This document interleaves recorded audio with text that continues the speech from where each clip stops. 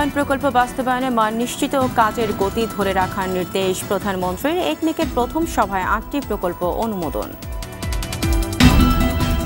প্রখ্যাত গীতিকার, সুরকার ও সঙ্গীত পরিচালক আহমেদ ইমতিয়াজ বুলবুল আর নেই। সংস্কৃতি অঙ্গনে শোকের ছায়া। ঢাকা উত্তর সিটি কর্পোরেশনের মেয়র পদে নির্বাচনের সিদ্ধান্ত আজ। জানা যাবে উপজেলা নির্বাচনের সংরক্ষিত নারী আসনের ব্যাপারেও। এবং টস জিতে খুলনা টাইটান্সকে ব্যাটিংয়ে পাঠালো রংপুর রাইডার্স। সন্ধ্যায় ঢাকার প্রতিপক্ষ কুমিল্লা। আইসিসির বর্ষসেরা ওয়ানডে দলে মুস্তাফিজ।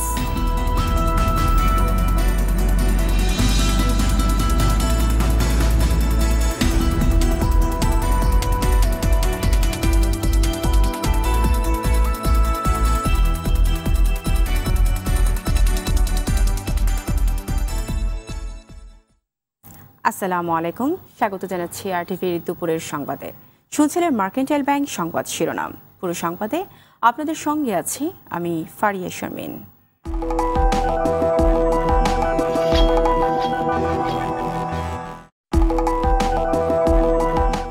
সংবাদে এছাড়াও থাকছে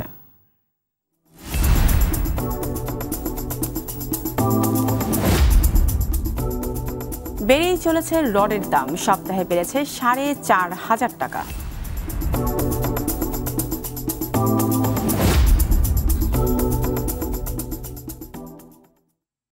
এবার বিস্তারিত। চলমান উন্নয়ন প্রকল্পগুলো বাস্তবায়ন এবং সেগুলোর মান নিশ্চিত ও কাজের গতি ধরে রেখে নজরদারি বাড়ানোর নির্দেশ দিয়েছেন প্রধানমন্ত্রী শেখ হাসিনা। জাতীয় অর্থনৈতিক পরিষদের নির্বাহী কমিটি একনেকের প্রথম সভায় এই নির্দেশ দেন তিনি। অর্জিত অর্থনৈতিক প্রবৃদ্ধি ধরে রাখার পাশাপাশি তা আরও বাড়াতে সবাইকে ঐক্যবদ্ধভাবে কাজ করার আহ্বান জানান প্রধানমন্ত্রী। জনগণ আস্থা ও বিশ্বাস রেখে ভোটের মাধ্যমে সরকারকে নির্বাচিত করেছে, তা ধরে রাখার আহ্বান জানান তিনি। প্রত্যন্ত গ্রামে তৃণমূল মানুষের জীবনমান ও ভাগ্য পরিবর্তন ও চলমান উন্নয়নের সুফল তাদের কাছে পৌঁছে দেওয়ার নির্দেশ দেন প্রধানমন্ত্রী। দেশকে উন্নত দেশের কাতারে নিয়ে যেতে এবং সোনার বাংলা হিসেবে গড়ে তুলতে সবার সহযোগিতা চান প্রধানমন্ত্রী শেখ হাসিনা।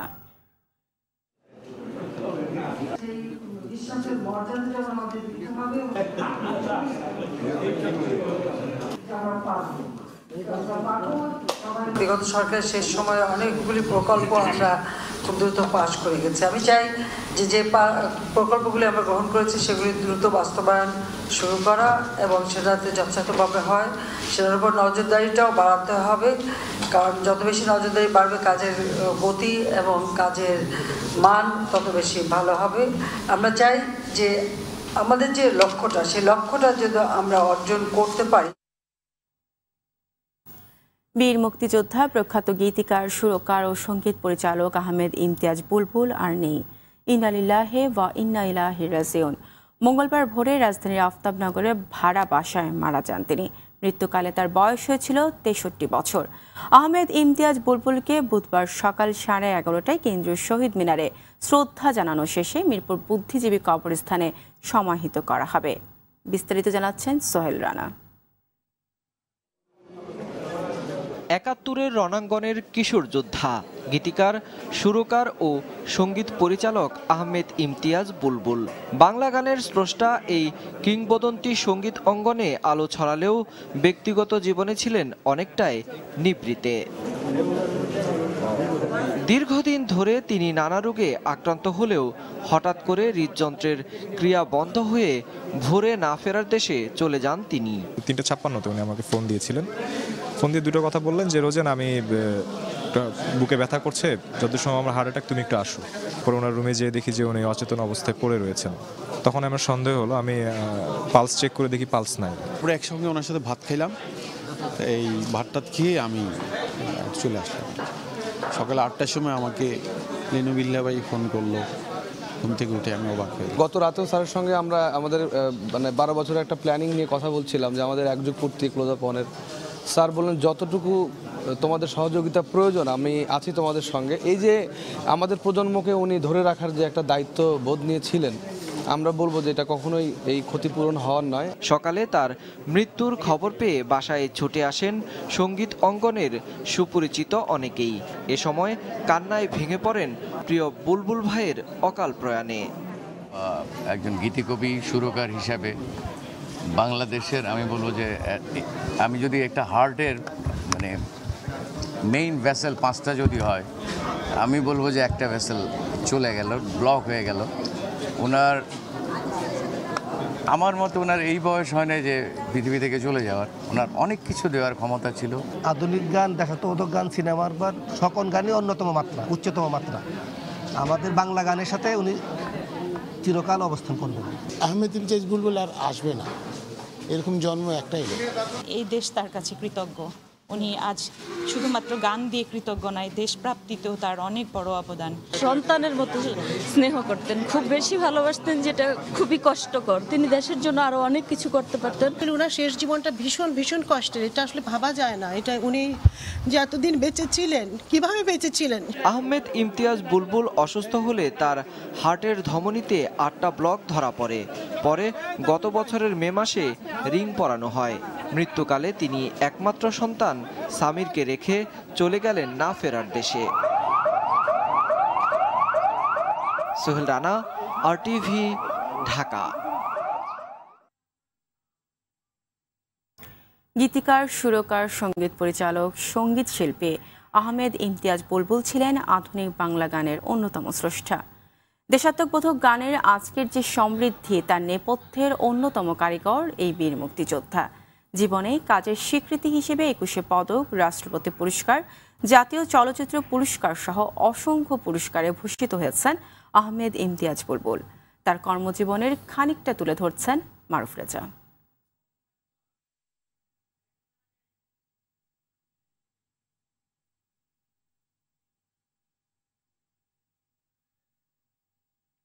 দর্শক, রিপোর্টটি প্রক্রিয়াধীন আছে, চলে যাচ্ছে পরবর্তী সংবাদে। ঢাকা উত্তর সিটি কর্পোরেশনের মেয়র পদে নির্বাচনের সিদ্ধান্ত আজ বিকেলে নেওয়া বলে জানালেন প্রধান নির্বাচন কমিশনার KM নুরুল হুদা। সকালে নির্বাচন কমিশনের কর্মকর্তাদের প্রশিক্ষণ অনুষ্ঠানে সাংবাদিকদের তিনি এই কথা বলেন। সিইসি জানান, বিকেল 3:30টায় কমিশনের সভা রয়েছে। সেখানে উত্তর সিটি উপজেলা নির্বাচন ও জাতীয় সংসদের সংরক্ষিত নারী আসনে নির্বাচনের ব্যাপারে বেশ কয়েকটি গুরুত্বপূর্ণ সিদ্ধান্ত নেওয়া হবে।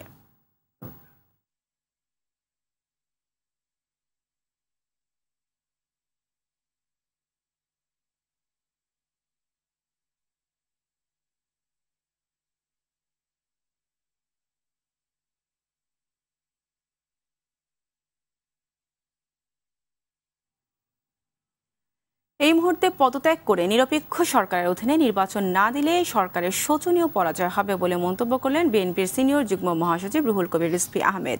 সকালে নয়াপল্টনের দলীয় কার্যালয়ে সংবাদ সম্মেলনে তিনি এই কথা বলেন। রিজভী আরও বলেন, ষড়যন্ত্র করে নির্বাচন করে সরকার বেশি দিন টিকে থাকতে পারবে না। এখনও সারা দেশে বিএনপি নেতাকর্মীদের গ্রেপ্তার, হয়রানি চলছে। অবিলম্বে কারাবন্দী নেতাদের মুক্তির দাবি জানান তিনি।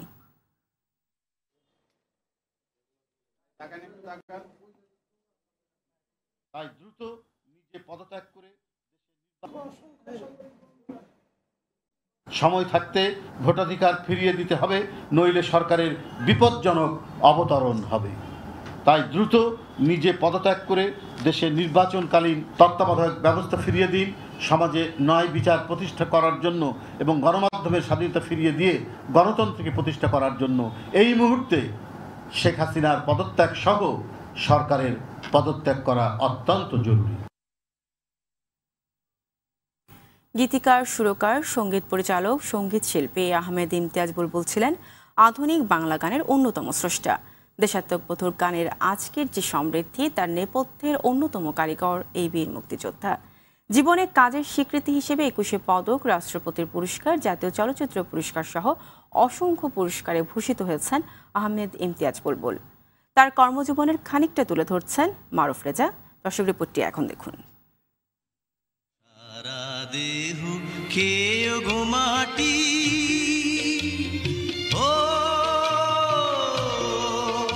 এই চোখ দুটো মাটি খেয়েও না।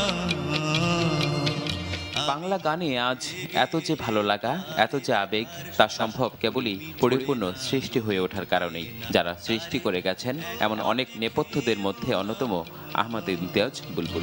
আমি মরে গেলেও তারে দেখার স্বাদ মিটবে না গো, মিটবে না। তারে এক জন্মে ভালোবেসে ভরবে না মন ভরবে না। 70 দশক থেকে শুরু করে এই সময় পর্যন্ত আধুনিক বাংলা গানে তার সৃষ্টি অসংখ্য। বলা যায় সঙ্গীত ভক্তদের হৃদয়ে একটি গানের রেশ কাটতে না কাটতেই পেয়েছেন আরো অনেকগুলো।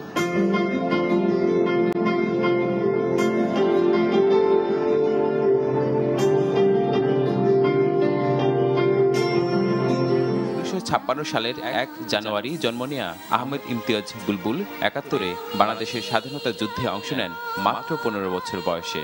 দেশের প্রতি অগাধ ভালোবাসার আরো খানিকটা প্রসারিত হয় তার দেশাত্মবোধক গান সৃষ্টির মাধ্যমে।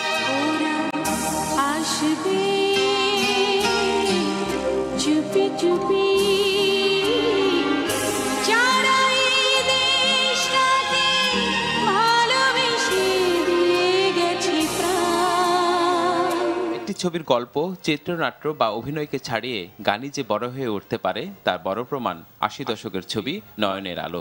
গল্প মনে না থাকলেও গানগুলো এখনো দোলা দেয় সঙ্গীত ভক্তদের হৃদয়কে। আমার বুকে মধ্যখানে মন যেখানে হৃদয় যেখানে। 1978 সালে মেঘ বিজলি বাদল ছবিতে প্রথম সঙ্গীত পরিচালক হিসেবে চলচ্চিত্রে কাজ শুরু করেন বুলবুল। এরপর সময়ের হাত ধরে তা ছাড়িয়ে যায় 300-রও বেশি সংখ্যায়। ছোটবেলায় মিষ্টি খাওয়ার খুব আমি পোকা ছিলাম। মৃত্যুর ঠিক দিন 20 আগে ফেসবুক অ্যাকাউন্টে নিজের একটি ছবি দিয়ে ক্যাপশনে লিখেছিলেন, আমাকে যেন ভুলে না যাও। আজ চিরবিদায়কালে কিভাবে বলা যায় তাকে, যার এত এত সৃষ্টি, তার তো ধ্বংস নেই, তাকে সহজেই ভোলা যায় না। আহমেদ ইমতিয়াজ বুলবুল। তুমি আমার ফ্রেজা, RTV, ঢাকা। বেড়েই চলেছে নির্মাণ সামগ্রী রডের দাম। গেল এক সপ্তাহে বিভিন্ন মানের রডের দাম বেড়েছে টন প্রতি 1000 থেকে 4500 টাকা। এজন্য আন্তর্জাতিক বাজারে কাঁচামালের দাম বৃদ্ধিকে দায়ী করছেন বাংলাদেশ ইস্পাত প্রস্তুতকারক অ্যাসোসিয়েশন। আর প্রকৌশলীরা বলছেন, দাম বাড়ানোর এমন অজুহাত নিয়ন্ত্রণের উদ্যোগ না নিলে সংকটে পড়বে সরকারের উন্নয়ন কর্মকাণ্ড সহ নির্মাণ অবকাঠামো। রিপোর্ট করছেন জাহিদ রহমান।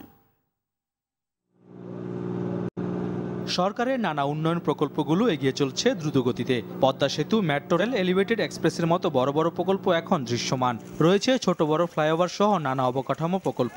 এসব অবকাঠামো উন্নয়নে নিয়মিত যোগানের বড় একটা অংশ জুড়ে রয়েছে নির্মাণ সামগ্রী, রড ও সিমেন্ট। বর্তমানে দেশের 34টি সিমেন্ট ও 45টি ইস্পাত প্রতিষ্ঠানে নিয়মিত উৎপাদন অব্যাহত থাকলেও চাহিদা মাত্র 60 ভাগ। চাহিদার বিপরীতে সরবরাহের ঘাটতি না থাকলেও বেড়ে চলেছে নির্মাণ সামগ্রী, রডের দাম।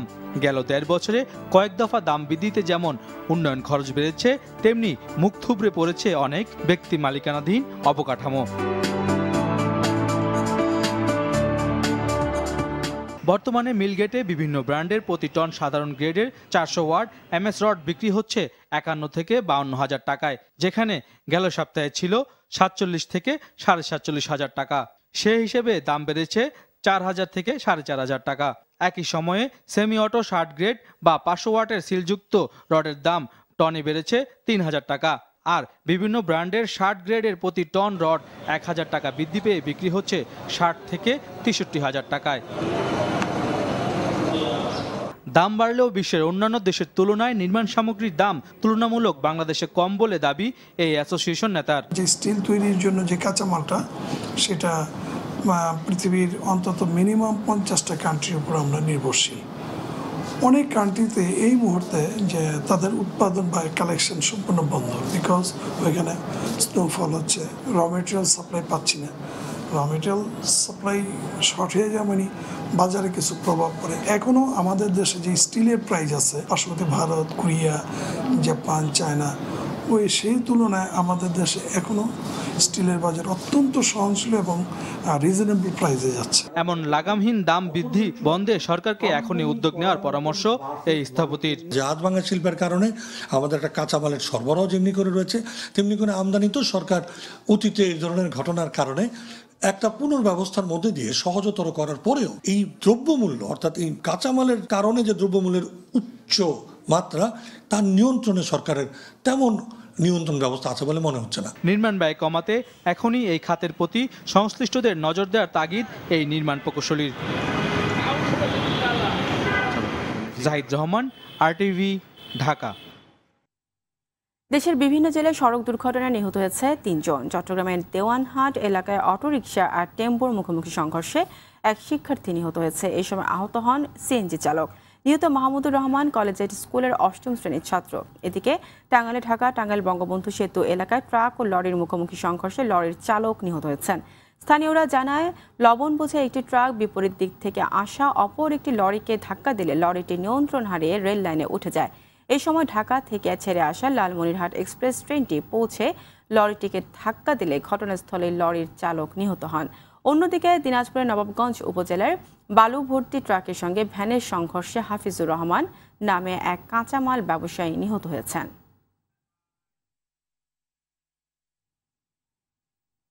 চাঁদপুরের মেঘনা নদী থেকে অবৈধভাবে উত্তোলন করা হচ্ছে বালু। একটি চক্র দীর্ঘদিন যাবৎ বালু উত্তোলন করার হুমকির মুখে পড়েছে সেচ প্রকল্পের বাঁধ। প্রশাসন বলছে, বরাবর নৌযান জব্দ করা হলেও বন্ধ করা যাচ্ছে না বালু চুরি। চাঁদপুর থেকে স্টাফ রিপোর্টার শরীফ চৌধুরীর তথ্যচিত্র জানাচ্ছেন অভি ইসলাম। চাঁদপুরের মেঘনা নদীতে দীর্ঘদিন ধরে অবৈধভাবে ড্রেজার দিয়ে চলছে বালু উত্তোলন আর বিক্রয়। দীর্ঘদিন থেকে বালু চুরি করায় সরকার বঞ্চিত হচ্ছে লাখ লাখ টাকার রাজস্ব থেকে। এদিকে বালু উত্তোলন করায় ভাঙনের হুমকির মুখে পড়েছে চরের আশ্রয়ন প্রকল্প, মেঘনা ধনগোদা সেচ প্রকল্পের বন্যা নিয়ন্ত্রণ বাঁধ, ইকোনমিক জোন ও প্রস্তাবিত হাইটেক পার্ক সহ চরাঞ্চলের বিস্তীর্ণ এলাকার ঘরবাড়ি ও ফসলি জমি সব ভাঙে নিয়ে যাবে। বর্তমানে এখনই ঝুঁকিপূর্ণতে আছে, এগুলো বসতবাড়ির জন্য খুবই হুমকির মুখে পড়ছে। বাধা দেওয়ার মতো ক্যাপাসিটি আমার নাই। এর আগে বালু উত্তোলনের প্রতিবাদ করায় মতলবে সাবেক ইউপি চেয়ারম্যান আজহার উদ্দিন খুন হয়েছেন একটি সিন্ডিকেটের হাতে। বালু উত্তোলনকারীদের ধরতে গিয়ে আইনশৃঙ্খলা রক্ষাকারী বাহিনীর এক সদস্যকেও প্রাণ দিতে হয়েছে। সেই সঙ্গে বিভিন্ন গ্রুপের আধিপত্য বিস্তারকে কেন্দ্র করে সংঘর্ষে প্রাণ গেছে 2 জনের। এখানে আশ্রয়ণ প্রকল্পগুলি এবং নদীর পাড়ের মানুষ এইগুলি যে কোনো সময় এই অবৈধ বালু উত্তোলনের কারণে এগুলি নদীগর্ভে বিলীন হয়ে যেতে পারে। অবৈধভাবে বালু উত্তোলনকারীদের বিরুদ্ধে দ্রুত কার্যকর ব্যবস্থা নেওয়ার কথা জানিয়েছে প্রশাসন। বিভিন্নভাবে জরিমানা এবং কারাদণ্ড দিয়ে সেটি ব্যবস্থা নিচ্ছি এবং এই ব্যবস্থা কার্যক্রম আমরা চিন্তা ভাবনা করছি আরো জোরদার করে এটিকে আরো নিয়ন্ত্রণের আওতায় নিয়ে আসার। বালু উত্তোলন বন্ধে কার্যকর উদ্যোগ দেখতে চায় এলাকাবাসী। অভি ইসলাম, টিভি। সংবাদ শেষ করব খেজুরের রসের খবর দিয়ে। শীতের অন্যতম অনুষঙ্গ খেজুরের রস। লালমনিরহাটে খেজুরের রস দিয়ে মানসম্মত গুড় তৈরি করছেন অনেকে। খাঁটি রসের গুড় কিনতে ভিড় জমাচ্ছেন বিভিন্ন জেলার ক্রেতারা। এতে লাভের মুখ দেখছেন গুড় ব্যবসায়ীরা। লালমনিরহাট স্টাফ রিপোর্টার হাসানুল আজিজের সহায়তায় সুরাইয়া মনির রিপোর্ট। হালকা কুয়াশা আর খেজুর গাছ থেকে গাছের রস নামানো শীতের ভোরে গ্রামের পরিচিত দৃশ্য। টাটকা রস গাছিরা পৌঁছে দেন বাড়ি বাড়ি। জমানো রস দিয়ে ব্যবসায়ীরা তৈরি করেন গুড়। লালমনিরহাট সদর উপজেলার বিভিন্ন গ্রামে এখন ধুম পড়েছে গুড় তৈরির। প্রতিদিন শত শত খেজুর গাছ থেকে রস সংগ্রহ করে গুড় তৈরি করছেন ব্যবসায়ীরা। ভেজাল মুক্ত খেজুরের গুড় কিনতে গ্রামেই হাজির হয়ে যাচ্ছেন বিভিন্ন জেলার ক্রেতারা। খেজুর গাছ থেকে রস নামাচ্ছে, সেই রস থেকে খাঁটি গুড় তৈরি করতেছে। আমরাও সেই গুড় নেওয়ার জন্য অনেক দূর থেকে আসছি। ব্যবসায়ীরা আসিয়ে এখান থেকে গুড় প্রতিদিন কিনে নিয়ে যায়। এই খেজুর গুড় তৈরি করে অনেকেই আর্থিক দিক দিয়ে অনেক আয় হচ্ছে। গুড় তৈরিতে ফরমালিনের ব্যবহার কঠোরভাবে তদারকি করা হচ্ছে বলে জানালেন জেলা বিপণন কর্মকর্তা। গুড়ের মান সম্পন্ন খুবই ভালো। আমরা নিজেও এখানে যাচ্ছি, তাদেরকে তদারকি করতেছি, তারা কোনো ধরনের ফরমালিন ব্যবহার করে কিনা এটা আমরা নিজেও দেখতেছি এবং মার্কেটও গত বছরের চেয়ে এবার মার্কেট খুব ভালো পাচ্ছে। ভেজাল মুক্ত খেজুরের গুড় তৈরি অব্যাহত রাখতে সরকারি সহায়তা চান উদ্যোক্তারা। সুরাইয়া মুন্নি, RTV। দুপুরে সংবাদ শেষ করার আগে মার্কেন্টাইল ব্যাংক শিরোনামগুলো জানিয়ে দিচ্ছে আরও একবার।